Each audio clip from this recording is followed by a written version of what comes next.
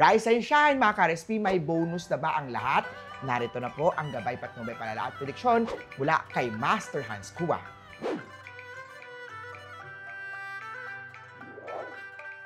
Sa mga pinanganak ng Year of the Rat, puno ka ng kilig at tampuhan. Magandang araw para mag-sorry o maglaan ng oras kay partner. Maging honest at gentle sa communication para hindi lumala ang away. Green at 9. Ox naman tayo. May temptation, bumili ng mamahaling gamit. Isipin muna kung investment to o luho. Huwag ma-pressure sa mga holiday sales. Yellow at 4. Kay Tiger naman tayo, may kasamahan na mahilig magpasikat. Deadma lang, focus sa sarili.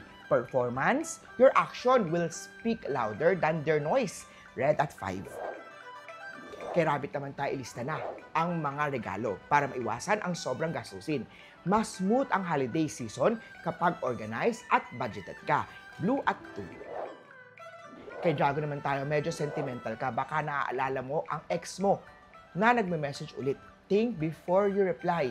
Hindi lahat ng nostalgia ay invitation para bumalik.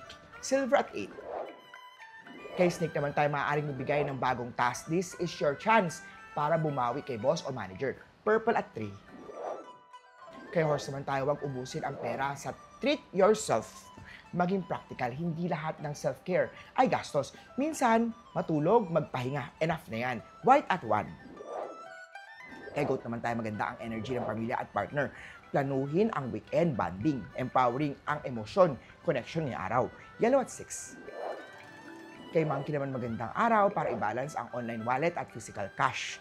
Perfect timing para makita mo kung saan papupunta ang pera mo. Green at 7. Kay Rooster naman, pagod ka na, pero konting tiis pa. Finish strong, malapit na maramdaman ang resulta ng effort mo. Red at 5. Kay Dog naman tayo, kung may travel plan, siguraduhin fully paid at confirm para iwas stress. Mas masarap bumiyahe kapag everything is secured. Blue at 2. Kay Pig naman, maglambing ng energy ngayon. Perfect for cuddle night or home date. Enjoy the warm at sincere ng connection. Gold at 4.